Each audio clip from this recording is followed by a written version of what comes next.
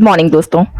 तो आज हम चर्चा करते हैं यूपी स्पेशल पर। किस पर चर्चा करते हैं? यूपी स्पेशल पर। हम जानते हैं कि यूपी स्पेशल बहुत ही इंपॉर्टेंट पार्ट है, चाहे वो हम आरओ की बात करें या यूपी की बात करें। आपको क्या करना है? कुछ नहीं, कान में ईयरफोन लगा लेना है, स्क्रीन को सामने रखना और लेट जाना है। मैं पढ़ूंगी, आपको समझाऊंगी, आपको बस उस पर ध्यान देना है, ठीक है। तो सबसे पहले यूपी स्पेशल में 2-3 पेज में स्टार्टिंग में उन्होंने दे रखा है उसकी समरी। तो हम समरी पर पहले चर्चा कर लेते हैं, थोड़ा सा पढ़ लेंगे तो आगे क्वेश्चन करने आसान रहेंगे।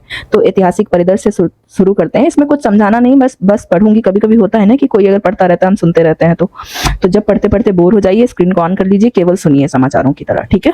तो हम पहले शुरू करते हैं इसकी समरी को। तो समरी क्या है? उत्तर प्रदेश के ताम्रपाषाण कालिक संस्कृति के साक्ष्य मेरठ और सहारनपुर। कहाँ से? मेरठ और ताम्रपाषाण मेरठ और सहारनपुर से प्राप्त हुई हैं। उत्तर प्रदेश में ताम्र कांस्य सांस्कृतिक हड़प्पा संस्कृति के साक्ष्य कहाँ से? आलमगीरपुर यानी मेरठ हिंडन नदी के किनारे।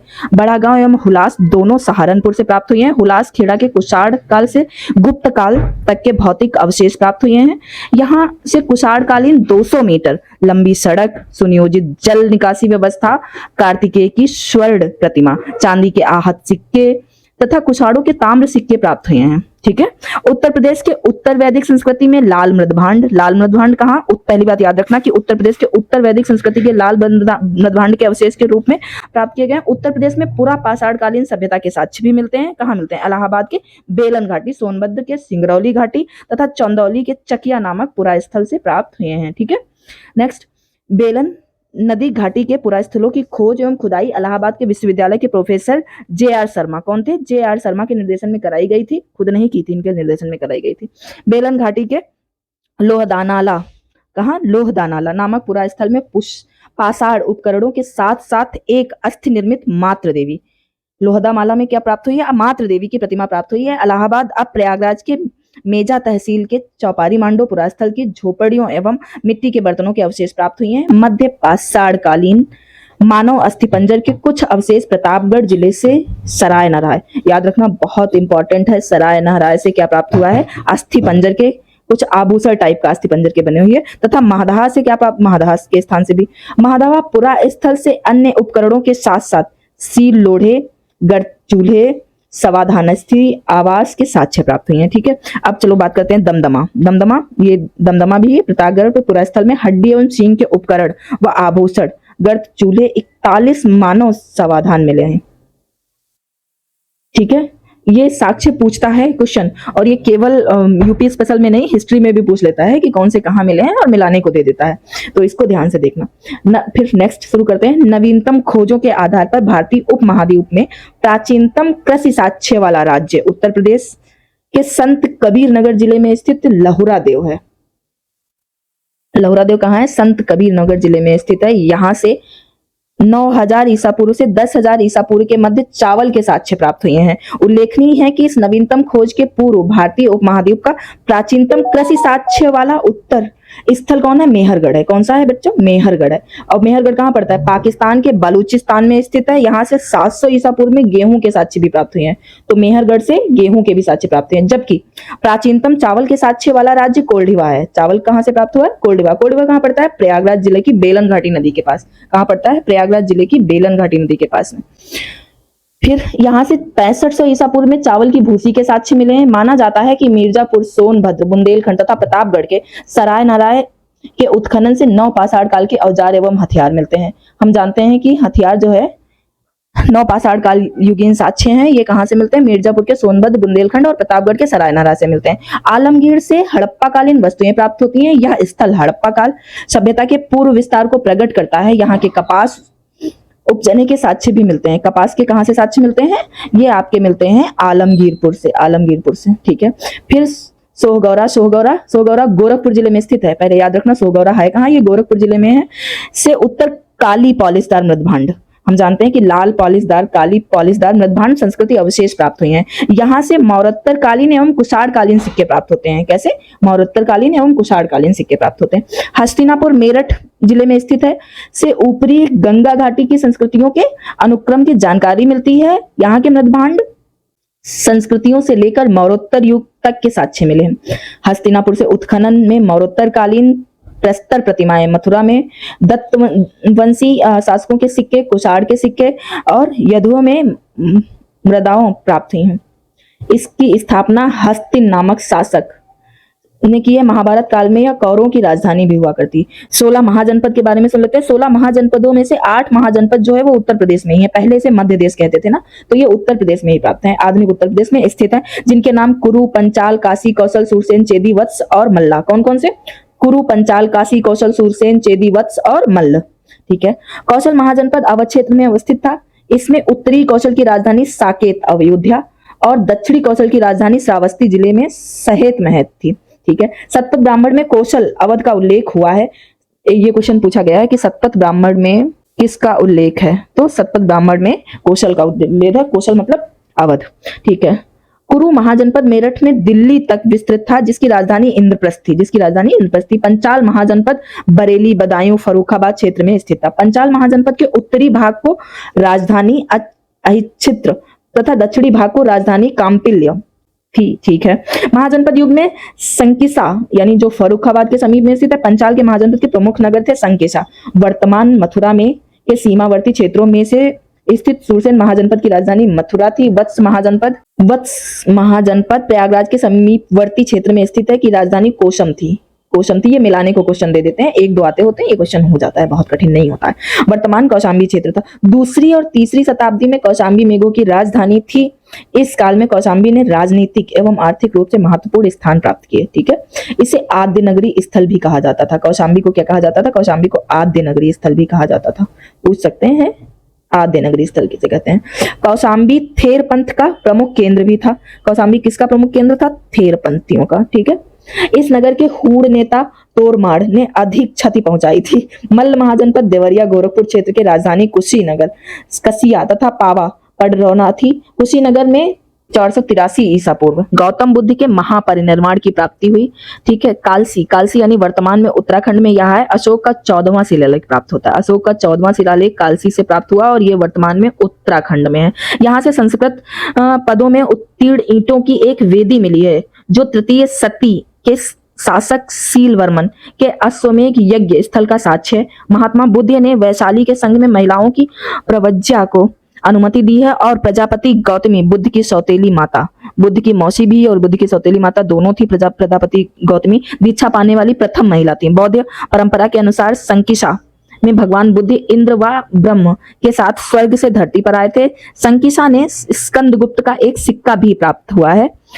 तो ये याद रखना, संकिसा इंपॉर्टेंट है क्योंकि स्कंदगुप्त का सिक्का भी एक प्राप्त हुआ है। प्राचीन काल में इसिपत्तन मृगदाओं, ये ऋषिपत्तम इसे बोलते हैं, मृगदाओं के नाम से भी प्रसिद्ध है। ये सारनाथ के भगवान बुद्ध के धर्मचक्र परिवर्तन हुआ था, यहीं पर हुआ था। ठीक है। अशोक ने सारनाथ में एक सिंह स्तंभ बनवाया था।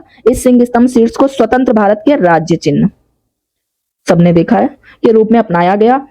ये बस ये याद रखना कि यह कहाँ है? सारनाथ में है। ठीक है। वैसे सबको आता है। वैनसांग के समय सारनाथ थेरवाद का प्रमुख केंद्र था। सारनाथ ने ही गुप्तकालीन धमेक स्तूप फायान्नेस का विस्तृत उल्लेख किया। गौतम बुद्ध का अधिकांश सन्यासी जीवन उत्तर प्रदेश में ही व्यतीत हुआ था।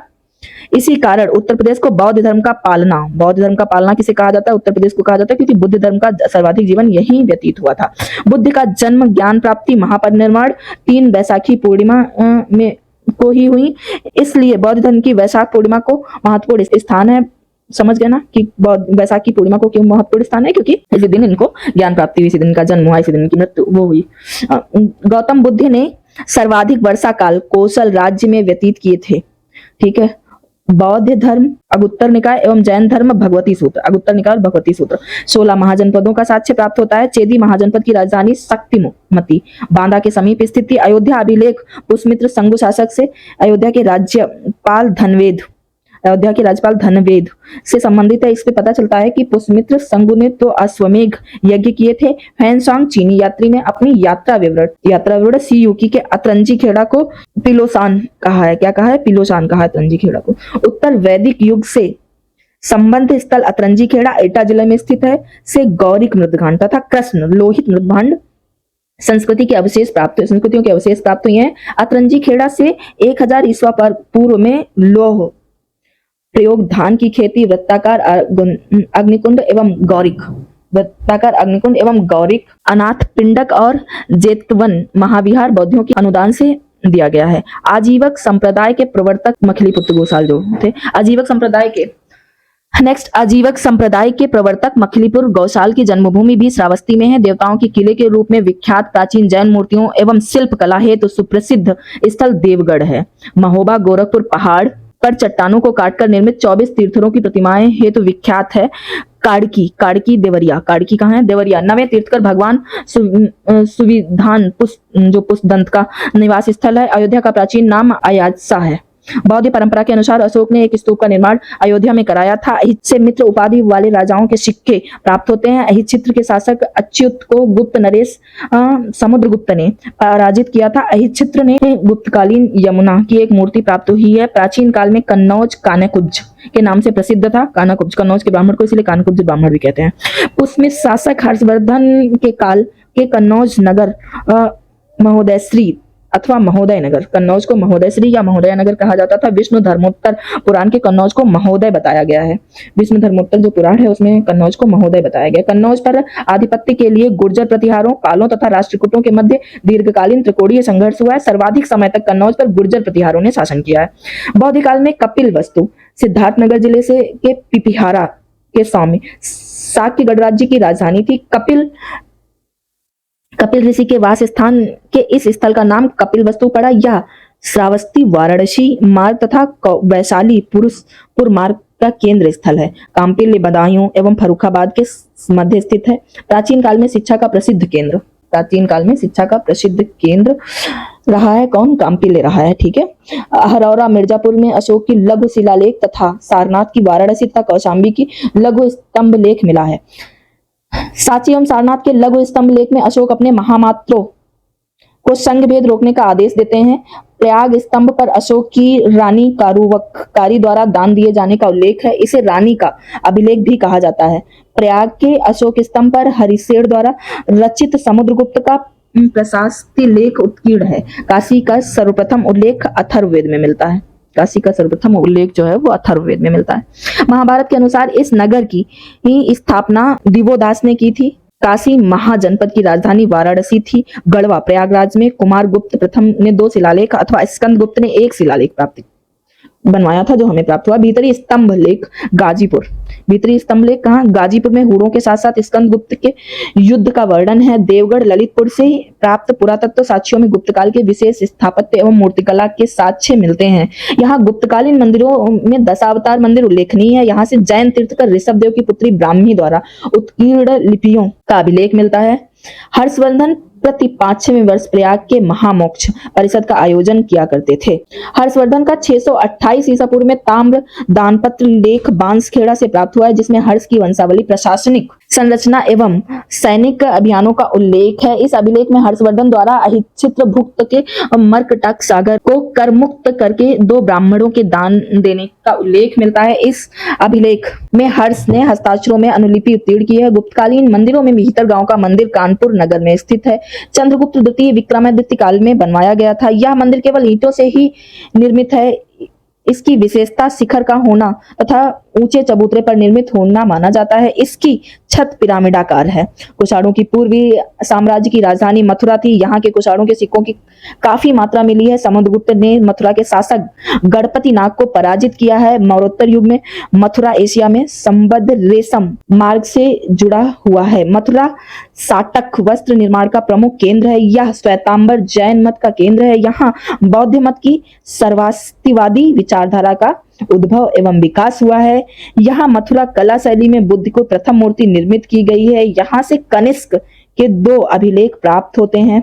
1435 ईस्वी में मालवा में होसांग शाह ने कालपी पर अधिकार कर लिया था। अकबर ने नवरत्नों में शामिल बीरबल कालपी से संबद्ध था। यहाँ का बीरबल रंगमहल तथा मुगल कालीन साल के अवशेष प्राप्त होते हैं। 1831 ईस्वी में महोबा में चंदेलों ने अपनी राजधानी स्थापित की। चंदेलों का राज्य जेजाभुक्ति या जुझौती के नाम से चर्चित था। 1018 ईस्वी में महमूद गजनवी ने मथुरा के मंदिरों में ध्वंस करके लूट मचाई थी। 1018 से 1019 में महमूद गजनवी ने कन्नौज पर आक्रमण किया था। 1194 ईस्वी में चंदावर यानी चंदावर फिरोजाबाद में युद्ध मोहम्मद गौरी ने गढ़वाल नरेश जयचंद कन्नौज के शासक को पराजित किया था। आगरा की स्थापना सुल्तान सिकंदर लोदी ने 1504 ईस्वी में की थी।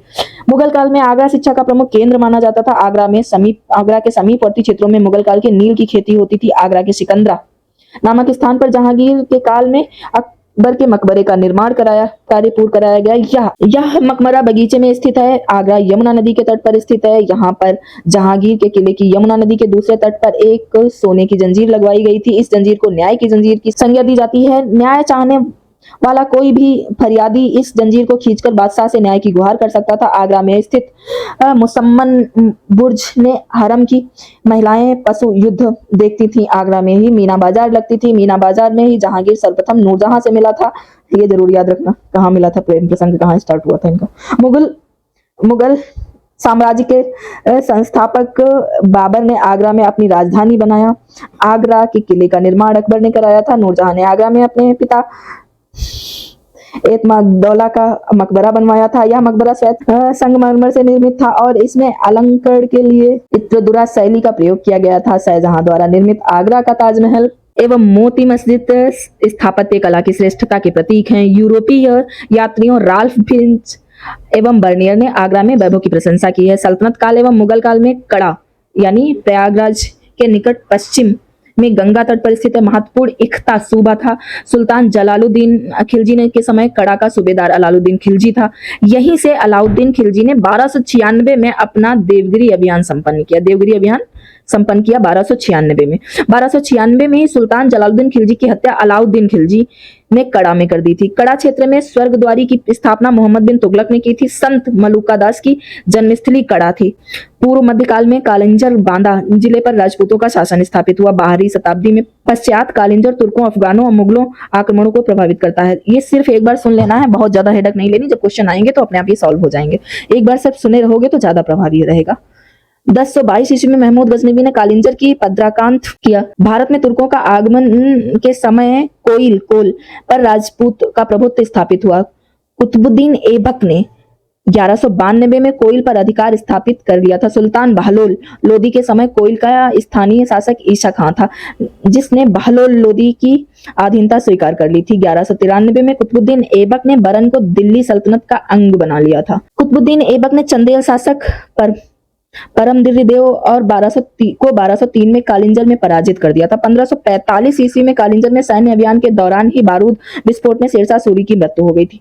मुगल सम्राट अकबर ने 1569 ईस्वी में कालिंजर में शासक रामचंद्र को पराजित कर यहाँ आधिपत्य स्थापित कर दिया। 12वीं शताब्दी के अंत में कुतुबुद्दीन ऐबक ने कालपी जालौन जिला को दिल्ली सल्तनत का अंग बना लिया था। 1659 ईस्वी में औरंगजेब ने खजुहा के युद्ध में शाह शुजा को पराजित कर उत्तराधिकार युद्ध में निर्णायक सफलता प्राप्त कर ली थी। 1670 ईस्वी में औरंगजेब ने मथुरा में कृष्ण मंदिर या बीर सिंह बुंदेला द्वारा निर्मित था को नष्ट कर दिया था। भरतपुर राज्य की राजधानी मथुरा थी, जो सूरजमल जाट के समय गौरवान्वित हुई। पृथ्वीराज चौहान के समय गढ़ कुंडार का चंदेल शासक परमाल था, जिसे पराजित कर पृथ्वीराज चौहान ने यहाँ अधिकार कर लिया था। पृथ्वीराज के सेनानायक खेत सिंह ने गढ़ कुंडाल को खंगार राज्य को स्थापित कर लिया। 14वीं शताब्दी में चुनार के चंदेलों का शासन स्थापित हुआ। मुगल साम्राज्य के चुनार पर अधिकार स्थापित कर लिया था। शेरशाह सूरी ने दमन के क्रम में हुमायूं के चुनार को किले की घेराबंदी कर दी, परंतु शेरशाह ने चुनार पर अपना नियंत्रण स्थापित करने में सफलता प्राप्त की। फिरोज शाह तुगलक ने अशोक स्तंभ मेरठ में मंगाकर दिल्ली में स्थापित कराया। सुल्तान फिरोज शाह तुगलक ने 1358 ईस्वी में अपने बड़े भाई मोहम्मद तुगलक उर्फ जौना खां के संबंध में जौनपुर की स्थापना की थी। तुगलक वंश के पतन के दौरान ही जौनपुर मलिक हुसैन सरकी के नेतृत्व में 1394 ईस्वी में स्वतंत्र हो गया और सरकी सल्तनत को जौनपुर की स्थापना हुई। सरकी सल्तनत के दौरान जौनपुर को सिराजे हिंद कहा जाता था। सल्तनत काल में बदायूं सर्वाधिक महत्वपूर्ण एकता था। सुल्तान बनाने से पूर्व इल्तुतमिश बदायूं का इक्तादार हुआ करता था। सूफी संत शेख निजामुद्दीन औलिया ने के एवं इतिहासकार अब्दुल कादिर बदायूं का संबंध बदायूं से था। इतिहासकार जियाउद्दीन बरनी बुलंदशहर जिले से स्थित बरन का निवासी था। बदायूं दिल्ली लखनौती व्यापारिक मार्ग का प्रमुख केंद्र था। सुल्तान बलबन के समय गढ़ कुंडार पर बुंदेलों ने अधिकार कर लिया था, जो 1531 ईस्वी तक इनकी राजधानी रही। बादशाह अकबर ने प्रयाग की पुनर्स्थापना कर इसे इलाहाबाद नाम दिया था। अब इलाहाबाद का नाम चेंज कर दिया गया है, प्रयागराज कर दिया गया। यहाँ के किले का निर्माण पूछा जा सकता है, इलाहाबाद नाम किसने दिया था? तो अकबर बादशाह अकबर ने दिया था। ये कब दिया था? 1531 में, जब इसको अपनी राजधानी बनाई थी। यहाँ के किले का निर्माण जो अकबर ने कराया था, इलाहाबाद का नाम परिवर्तित करके अब प्रयागराज कर दिया गया। देखो नया फैक्ट यही है। अकबर फतेहपुर सीकरी आगरा के निकट की शेख सलीम चिश्ती के कारण पवित्र भूमि मानता था। सलीम जहांगीर का जन्म फतेहपुर सीकरी के शेख सलीम की खानकाह में हुआ था। फतेहपुर सीकरी के स्थापत्य के उदाहरण शेख सलीम चिश्ती का मकबरा, बुलंद दरवाजा, जामा मस्जिद, जोधाबाई का महल, दीवाने खास, बीरबल का महल, मरियम का महल, पंचमहल आदि है। सिकंदरा में मुगल सम्राट अकबर ने अपना मकबरा बनवाया था, जिसे 1623 सम्राट जहांगीर ने पूर्ण कराया था अपना मकबरा। 1707 में औरंगजेब की मृत्यु हो गई, सब लोग जानते हैं। यहीं से हमारा स्टार्ट हो जाता है उत्तर मुगल काल। से 1757 प्लासी के युद्ध तक वर्तमान उत्तर प्रदेश में 5 स्वतंत्र राज्य स्थापित हो चुके थे। मेरठ तथा बरेली के उत्तर में नाजिम खान नामक पठान नेता का राज्य था। दोआब क्षेत्र में रुहेलों के अंतर्गत रुहेलखंड राज्य स्थापित था। फर्रुखाबाद के बंगस पठानों के अंतर्गत मध्य दोआब का राज्य स्थापित था और अवध एवं पूर्वी उत्तर प्रदेश के जिले में अवध के नवाब का शासन था। लास्ट बचेगा बुंदेलखंड क्षेत्र पर मराठों की 29 मई 1658 को सूमागढ़ के युद्ध के दारा में नेतृत्व में शाही सेना का पराजय औरंगजेब ने मुराद की संयुक्त सेना से हुई। युद्ध में विजय प्राप्त करने पर औरंगजेब ने शाहजहां को आजीवन नजरबंद कर दिया। मुरादाबाद को छल से बंदी बना लिया गया था और स्वयं को बादशाह घोषित कर दिया गया था। ठीक है। संभल में मुगल बादशाह बाबर ने मस्जिद का निर्माण कराया था। 1613 में ओरछा शासक बीरबल बुंदेला ने झांसी किला की स्थापना की। संभल सल्तनत काल में महत्वपूर्ण एकता के रूप में चर्चित था। संभल का क्षेत्र हुमायूं ने अपने भाई अस्करी को प्रदान किया था। 1732 ईस्वी में जैतपुर युद्ध के द्वारा झांसी के ओरछा के शासक छत्रसाल ने पेशवा बाजीराव प्रथम को सौंप दिया था। पानीपत की तीसरी युद्ध 1668 में मराठों, जाटों तथा राजपूतों की पराजय ने अपनी बक्सर के युद्ध 1764 ईस्वी में ईस्ट इंडिया कंपनी द्वारा अवध के नवाब सिराजुद्दौला, बंगाल के पूर्व नवाब मीर कासिम तथा मुगल सम्राट शाह आलम द्वितीय की पराजय ने उत्तर भारत का भाग्य निर्धारित किया। 1765 ईस्वी में और अंग्रेज एवं मुगल शासक शाह आलम द्वितीय के बीच इलाहाबाद की संधि हुई। 1765 से 1772 ईस्वी तक शाह आलम अंग्रेजों के संरक्षण में इलाहाबाद में रहा। 1772 पर मराठों ने संरक्षण में दिल्ली पहुंचा। 1774 ईस्वी में अंग्रेजों ने रुहेला सरदार रहमत खान को शाहजहांपुर, जिसे मीरानकुट कटरा में पराजित रुहेलखंड को अवध में सम्मिलित कर लिया। स्वतंत्र अवध राज्य की स्थापना 1732 ईस्वी में बुहारुन उल मुल्क आदत खान ने की थी। यह अवध का पहला नवाब था। ये पूछते भी हैं, बुहारुन उल मुल्क अवध के पहले नवाब थे। 1775 ईस्वी में सुजाउद्दौला 1775 में सुजाउद्दौला की मृत्यु के पश्चात आसफुद्दौला अवध का नवाब बना। इसके बाद अवध की राजधानी फैजाबाद, अब अयोध्या, लखनऊ स्थानांतरित कर दी गई। आसफुद्दौला ने अंग्रेजों में फैजाबाद की संधि 1775 अब बनारस का क्षेत्र अंग्रेजों को सौंप दिया गया था। इसी संधि के तहत वारेन हेस्टिंग ने अवध की बेगमों की संपत्ति की सुरक्षा की गारंटी ली थी। आसफुद्दौला ने 1784 में मुहर्रम मनाने के लिए लखनऊ में इमामबाड़ा का निर्माण किया था। इसमें स्तंभों का प्रयोग नहीं किया गया था। बनारस का ऐसा माना जाता है कि एशिया का सबसे बड़ा हॉल था। बनारस के राजा चेत सिंह ने 1780 ईस्वी में अंग्रेजों द्वारा अधिकाधिक धन मांगे जाने का विरोध किया। फलस्वरूप अंग्रेजों ने राजा चेत सिंह को हटाकर महीप नारायण सिंह को बनारस का राजा बना दिया। 1797 में आसफुद्दौला की मृत्यु के पश्चात उसका भाई सऊद अली अवध का नवाब बना।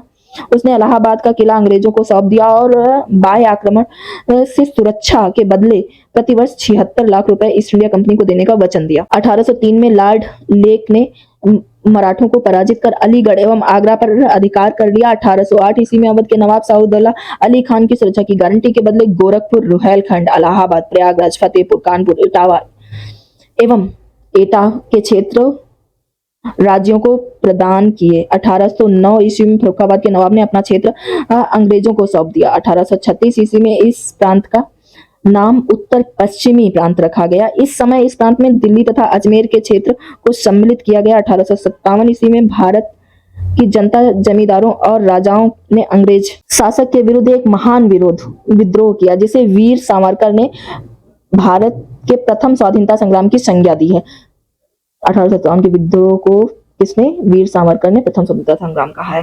अब 26 फरवरी 1857 को कोलकाता से 120 मील दूर स्थित बहरामपुर में नवी देसी सैनिक टुकड़ी में चर्बीयुक्त कारतूसों के प्रयोग से इनकार कर दिया गया। उसमें विरुद्ध कड़ी कार्रवाई की गई। कलकत्ता के, ये सब तुम लोगों ने हिस्ट्री में पढ़ा होगा। कलकत्ता के निकट स्थित बैरकपुर में 34वीं रेजिमेंट सैनिक छानवी मंगल पांडे तत्कालीन उत्तर पश्चिमी प्रांत के गाजीपुर, अब बलिया जिले के निवासी थे, ने 29 मार्च 1857 को खुला विद्रोह का लेफ्टिनेंट हेनरी बाग और जनरल ह्यूरन की हत्या कर दी थी। मंगल पांडे को 8 अप्रैल 1857 को बैरकपुर में फांसी पर चढ़ा दिया गया। मंगल पांडे ने एनफील्ड राइफल के लिए एक नए प्रकार के कारतूसों का प्रयोग के विरोध में किया था। देखो हुआ क्या था, एक्चुअली राइफल में जो वो लगी हुई थी, चर्बी लगी हुई थी, रॉयल एनफील्ड जो आई हुई थी उसमें चर्बी सुअर की लगी हुई थी। मंगल पांडे ने एनफील्ड राइफलों के लिए नए प्रकार के कारतूसों के प्रयोग का विरोध किया। इन कारतूसों के प्रयोग करते समय इन्हें मुंह से खोलना पड़ता था। हिंदू और मुस्लिम दोनों धर्मों के सैनिकों में यह धारणा व्याप्त हो गई कि कारतूसों को खोलने सुअर और गाय की चर्बी लगाई गई है। 24 अप्रैल 1857 को मेरठ की देसी सेना के नए कारतूसों को छूने से मना कर दिया गया था। इसमें क्रुद्ध अंग्रेज अधिकारियों ने 9 मई 1857 को सैनिकों को वर्दी उतरवा ली थी। परिणाम स्वरूप 10 मई 1857 को पूरी छावनी के सैनिकों ने विद्रोह कर दिया। 12 मई 1857 को मेरठ विद्रोह सैनिकों ने दिल्ली पर अधिकार कर लिया और भारत के अंतिम मुगल बादशाह बहादुर शाह द्वितीय के नेतृत्व में प्रतिबद्धता जताई। विद्रोही सैनिकों ने दिल्ली में 6 सैनिकों तथा 4 सैनिकों की जलसा नामक समिति का गठन किया जिसमें दिल्ली का प्रशासन अपने साथ में ले लिया। 1857 में इस विद्रोह में सर्वाधिक प्रभावित क्षेत्र अवध और बुंदेलखंड था। 1857 के इस विद्रोह को दोआब क्षेत्र ने भी सक्रिय योगदान प्रदान किया था। अवध की बेगम हजरत महल ने लखनऊ से विद्रोह का नेतृत्व किया। बेगम ने अपने अल्पवयस्क पुत्र बिरजिस कादिर को अवध का नवाब बना दिया था। 21 मार्च 1858 को कालीन कैंपियन द्वारा लखनऊ में पुनः कब्जा कर लिया गया। 1857 के विद्रोह को कानपुर बिट्ठू प्रशासन का नाना साहब का अधिकार था। 8 नवंबर 1857 को विद्रोह ने अंग्रेज विल्सन ने कानपुर के निकट पराजित किया। 6 दिसंबर 1857 को कानपुर कालीन कैंपबेल द्वारा विजित कर दिया गया था। 1857 के विद्रोह में कानपुर के शहीद हुई आजीजन बेगम नाचने गाने के पेशे में बद्ध थी। पंडित सुंदरलाल की पुस्तक भारत में अंग्रेजी राजा के अनुसार कानपुर पर विद्रोह का अधिकार होने के बाद बंदी अंग्रेज स्त्रियों ने बच्चों को हत्या एवं विद्रोहियों को उकसाने वाली अजीजन बेगम थी। 1857 ईस्वी में विप्लव के पश्चात बरेली के प्रशासन खान बहादुर खान रॉयल सैनिक अधिकारी थे ने अधिकार कर दिया गया। 1857 के विद्रोह में महारानी लक्ष्मीबाई ने झांसी में विद्रोह का नेतृत्व किया। विद्रोह में यदि कोई जमा मर्द था तो वह झांसी की रानी थी। विद्रोहियों में कोई अगर मर्द था तो वो केवल झांसी की रानी थी। उक्त टिप्पणी 1858 के युद्ध पर वीरगति प्राप्त झांसी की रानी पर किसने की थी? जनरल ह्यूरोज ने की थी। रानी लक्ष्मीबाई के स्वतंत्र राज्य के शासक गंगाधर राव की पत्नी थी, जिन्होंने 1857 के विद्रोह में संघर्ष किया और वीरगति की प्राप्ति लक्ष्मीबाई की। रानी लक्ष्मीबाई का महल महादेव मंदिर एवं मेहंदी बाग आज भी विद्यमान है। लखनऊ के अंतिम नवाब वाजिद अली शाह ने 1856 में अंग्रेजों के पदच्युत कर अवध के ब्रिटिश सम्राट में मिला लिया था। 1857 के विद्रोह में इलाहाबाद का नेतृत्व पेशवे मौलवी लियाकत अली ने किया था। जून 1858 में कैपिटन नील द्वारा इलाहाबाद को पुनः अधिकृत कर लिया गया था। ये देखो हिस्ट्री में भी सारे क्वेश्चन आएंगे, यूपी स्पेशल के तो इंपॉर्टेंट है। विद्रोह में महान योद्धा तात्या टोपे, मूल नाम रामचंद्र पांडुरंग, ने अपनी गमीन कावा छापामारी रणनीति से अंग्रेजों को भयभीत कर दिया था। तो 7 अप्रैल 1859 को तात्या टोपे को गिरफ्तार करके उन पर शिवपुरी के सैनिक न्यायालय में मुकदमा चलाया गया। 18 अप्रैल 1859 को फांसी पर चढ़ा दिया गया था। ठीक है। संयुक्त प्रांत में 1857 को विद्रोहियों में स्थानीय जनता के अगस्त 1857 तक भाग लेना आरंभ कर दिया था, परंतु 1858 में संयुक्त प्रांत वर्तमान उत्तर प्रदेश में विद्रोह पूरी तरह से समाप्त हो गया था। 1 नवंबर 1858 को विद्रोह की महारानी विक्टोरिया ने एक उद्घोषणा पत्र द्वारा ब्रिटिश ईस्ट इंडिया कंपनी के हाथों से सत्ता स्वयं अधिकृत करके भारत में शांति की स्थापना की। 1 नवंबर 1858 को इलाहाबाद में लॉर्ड कैनिंग ने महारानी विक्टोरिया का घोषणा पत्र पढ़कर सुनाया। 1858 ईस्वी से दिल्ली डिवीजन उत्तर पश्चिमी प्रदेश में अलग कर दिया गया तथा प्रदेश की राजधानी को आगरा से इलाहाबाद स्थानांतरित कर दिया गया। 19वीं सदी के उत्तरार्ध में बनारस अब वाराणसी में भारतेंदु हरिश्चंद्र ने अपनी पत्रिका कविचन सुधा में स्वदेशी आंदोलन का समर्थन किया। विदेशी शासन के खिलाफ जिहाद का नारा देने के उद्देश्य से 1866 में मोहम्मद कासिम नैनीतवी एवं रशीद अहमद गंगोई ने देवबंद उत्तर प्रदेश में इस्लामी मदरसे दारुल उलूम की स्थापना स्थापना की। देवबंद आंदोलन की शुरुआत मौलाना हुसैन एवं अन्य के द्वारा 1866 में की गई। अलीगढ़ में सर सैयद अहमद खान द्वारा 1875 में स्थापित मोहम्मदन एंग्लो ओरिएंटेड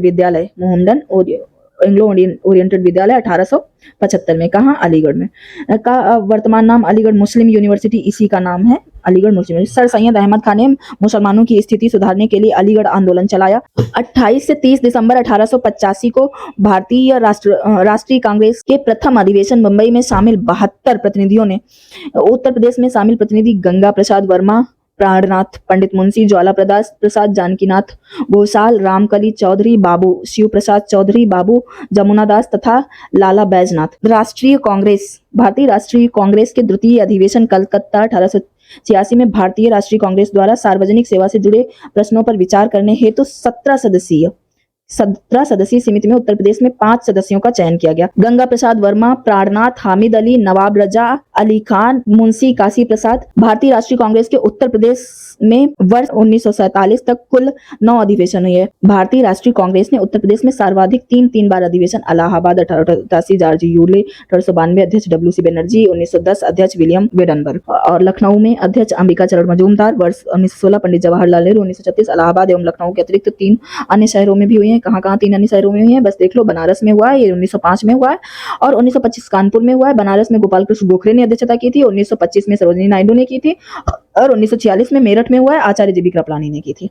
ठीक है। 1888 में प्रांत में गवर्नर सर ऑकलैंड कैल्विन ने इलाहाबाद में कांग्रेस अधिवेशन की रुकावट डालने का प्रयत्न किया था। बनारस के राजा शिव प्रसाद सितारे हिंद ने कांग्रेस के विरोधी अंग्रेजों को पक्षधर थे। वर्ष 1916 में कांग्रेस और मुस्लिम लीग का अधिवेशन एक साथ लखनऊ में संपन्न हुआ था। इसी सम्मेलन के प्रसिद्ध कांग्रेस लीग समझौता हुआ था। कांग्रेस ने इस अधिवेशन की अध्यक्षता अंबिका चरण मजूमदार ने की थी। उत्तर प्रदेश तत्कालिक नाम संयुक्त प्रांत। कांग्रेस कमेटी का प्रथम सम्मेलन वर्ष 1908 में पंडित मोतीलाल नेहरू ने अध्यक्षता की थी। अक्टूबर 1920 में उत्तर प्रदेश कांग्रेस के प्रांतीय सम्मेलन का आयोजन डॉक्टर भगवान दास की अध्यक्षता में मुरादाबाद में किया गया था। मुरादाबाद में कांग्रेस के प्रांतीय सम्मेलन में महात्मा गांधी ने ऐतिहासिक प्रस्ताव असहयोग आंदोलन को स्वीकार किया था। अक्टूबर 1921 में मौलाना हसरत मोहानी की अध्यक्षता में आगरा में हुए उत्तर प्रदेश कांग्रेस सम्मेलन में ब्रिटेन के युवराज प्रिंस ऑफ वेल्स की भारत यात्रा में बहिष्कार का निर्माण किया गया था। जून 1920 में इलाहाबाद में महात्मा गांधी की अध्यक्षता में खिलाफत कमेटी की बैठक में खिलाफत आंदोलन का प्रस्ताव को पास किया गया था। 4 फरवरी 1922 को गोरखपुर स्थित चौरी चौरा नामक स्थान पर भीड़ में एक पुलिस स्टेशन को घेरकर जला दिया गया था। 23 पुलिस कर्मियों की मृत्यु हो गई थी। इस घटना से आहत होकर गांधी जी ने 12 फरवरी को 2022 को असहयोग आंदोलन को समाप्त कर दिया था। असहयोग आंदोलन के दौरान बनारस में राष्ट्रीय शिक्षा के विकास हेतु काशी विद्यापीठ की स्थापना की गई थी। अगस्त 1928 में लखनऊ राजा महमूदाबाद के भव्य महल में बाग में एक सर्वदलीय सम्मेलन आयोजित किया गया था। नवंबर 1928 में साइमन कमीशन को लखनऊ में बहिष्कार किया गया था। इसका नेतृत्व पंडित जवाहरलाल नेहरू ने किया था। वर्ष 1923 में चित्तरंजन दास एवं मोतीलाल नेहरू ने इलाहाबाद में स्वराज पार्टी की स्थापना की थी।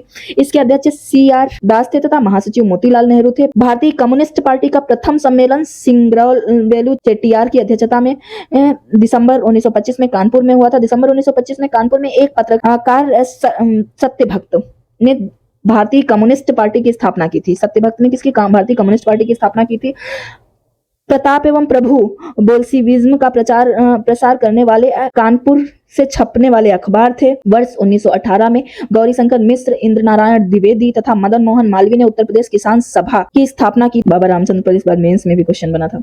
बाबा रामचंद्र ने 5 नवंबर 1920 का प्रतापगढ़ में अवध किसान सभा का गठन किया था। संयुक्त प्रांत में लखनऊ के सीमावर्ती क्षेत्र में वर्ष 1921 से 1922 के मध्य किसानों के बीच चले एका आंदोलन का नेतृत्व मदारी पासी नामक किसान ने भी किया था। यह आंदोलन लखनऊ, मलिहाबाद, हरदोई, उन्नाव, फतेहपुर, फर्रुखाबाद तक फैला था। उत्तर प्रदेश में उत्तरी किसान आंदोलन का नेतृत्व पंडित जवाहरलाल नेहरू ने किया था। जवाहरलाल नेहरू ने इलाहाबाद में करबंदी आंदोलन का भी नेतृत्व किया था। इस आंदोलन में जयप्रकाश नारायण एक एवं लाल बहादुर शास्त्री नेहरू जी के अन्य सहयोगी। वर्ष 1924 में चंद्रशेखर आजाद के द्वारा कानपुर में एक हिंदुस्तान रिपब्लिक एसोसिएशन की स्थापना की गई।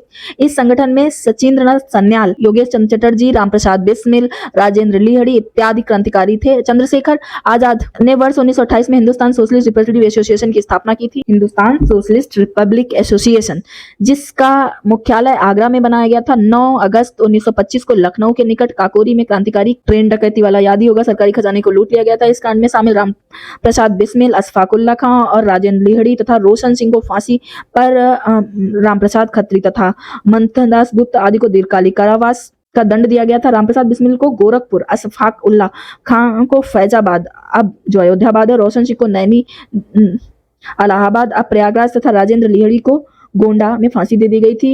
ये मिलाने के लिए एक बार आया था। इस कांड में क्रांतिकारियों की तरफ से मुकदमा चंद्र भानुगुप्त ने लड़ा था। चंद्रशेखर आजाद ने वर्ष 1928 में सैंडर्स नामक पुलिस अधिकारियों की हत्या कर दी थी। चंद्रशेखर आजाद ने 27 फरवरी 1931 को इलाहाबाद में अल्फ्रेड पार्क, वर्तमान चंद्रशेखर आजाद पार्क में पुलिस के मुकाबला करते हुए स्वयं को गोली मारकर वीरगति को प्राप्त हो गए थे। क्रांतिकारी शिव वर्मा, डॉक्टर गया प्रसाद कटियार तथा जयदेव कपूर की सहारनपुर में क्रांतिकारियों द्वारा संचालित बम फैक्ट्री के साथ गिरफ्तारी कर लिया गया था।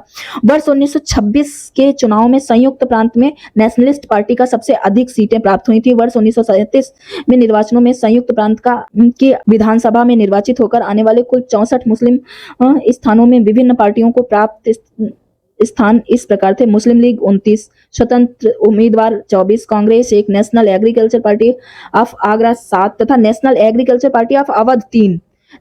देखो ये सब पूछा नहीं जाता है, थोड़ा सा देख लेना इसको, ठीक है। बाकी तो बहुत सारे क्वेश्चन छोड़ने के लिए भी तो आते हैं। अप्रैल 1927 को संयुक्त प्रांत में राज्यपाल सर हैरी हेग ने नवाब छत्री के नेतृत्व में अल्पमत सरकार गठित की गई थी। संयुक्त प्रांत में मोहनलाल सक्सेना ऐसी कांग्रेसी नेता थे जो पंडित जवाहरलाल नेहरू की इच्छा के विरुद्ध मुस्लिम लीग में गठबंधन करने के समर्थक थे। गोविंद बल्लभ पंत संयुक्त प्रांत के वर्ष 1937 में गठित कांग्रेस सरकार के प्रधानमंत्री थे। अक्टूबर 1939 में गांधी जी द्वारा आंदोलन का प्रस्ताव पारित करते ही संयुक्त प्रांत की कांग्रेस सरकार ने देश को अन्य कांग्रेस सरकारों के साथ त्यागपत्र दे दिया था। संयुक्त प्रांत में समाजवादी दल का नेतृत्व संपूर्णानंद कमलापति त्रिपाठी तथा तारापत भट्टाचार्य ने किया था। अप्रैल 1934 में अखिल भारतीय कांग्रेस समिति के सदस्य संपूर्णानंद ने बनारस से भारत के लिए एक प्रायोगिक समाजवादी कार्यक्रम का उन्मूलन, जिसमें जमींदारी प्रथा का उन्मूलन, औद्योगिक बैंकों एवं भूमि का राष्ट्रीयकरण शामिल था, पर एक पर्चा प्रकाशित किया गया था। इंडिपेंडेंस फॉर इंडिया लीग की स्थापना जवाहरलाल नेहरू एवं सुभाष चंद्र बोस ने की थी। भारत छोड़ो आंदोलन के दौरान गांधी जी को पूना में आगा खां महल में तथा जवाहरलाल नेहरू को अहमदनगर में बंदी बनाकर रखा गया था। 16 अगस्त 1942 से संयुक्त प्रांत के बलिया में भारत छोड़ो आंदोलन के पक्ष में प्रबल जनसंघर्ष छिड़ गया। परिणाम स्वरूप चित्तू पांडे के नेतृत्व में बलिया में एक राष्ट्रीय सरकार का गठन किया गया। लखनऊ में वर्ष 1936 में प्रोफेसर एनजी रंगा, इंदुलाल याज्ञिक एवं स्वामी सहजानंद सरस्वती के नेतृत्व में अखिल भारतीय किसान सभा का आयोजन किया गया। स्वामी सहजानंद सरस्वती इसके अध्यक्ष थे। प्रोफेसर एनजी रंगा महासचिव चुने गए। 9 अप्रैल 1938 को गांधी ने घोषित आदेशों के अनुसार मद्य निषेध लागू करने के लिए सर्वप्रथम एटा मैनपुरी जिले को चुना गया था। 15 अगस्त 1947 को भारत की स्वतंत्रता प्राप्त करने ही संयुक्त प्रांत में प्रथम कांग्रेसी सरकार का गठन किया गया। पंडित गोविंद बल्लभ पंत के नेतृत्व में हुआ। अंग्रेजी सरकार की स्थापना के प्रथम चरण में यह प्रांत अवध के अतिरिक्त बंगाल प्रेसिडेंसी का भी एक हिस्सा था। इसे सुविधानुसार पश्चिम प्रांत के नाम से जाना जाता था। 1833 में आगरा प्रेसिडेंसी के निर्माण को इसे बंगाल प्रेसिडेंसी से अलग कर दिया गया। 1836 में इसका नाम बदलकर उत्तर पश्चिमी प्रांत कर दिया गया था, जिसका मुख्यालय आगरा रखा गया था। 1856 में अवध को भी ब्रिटिश सम्राट में शामिल कर लिया गया था। 1858 ईस्वी में प्रांत का मुख्यालय आगरा से बदलकर इलाहाबाद कर दिया गया था।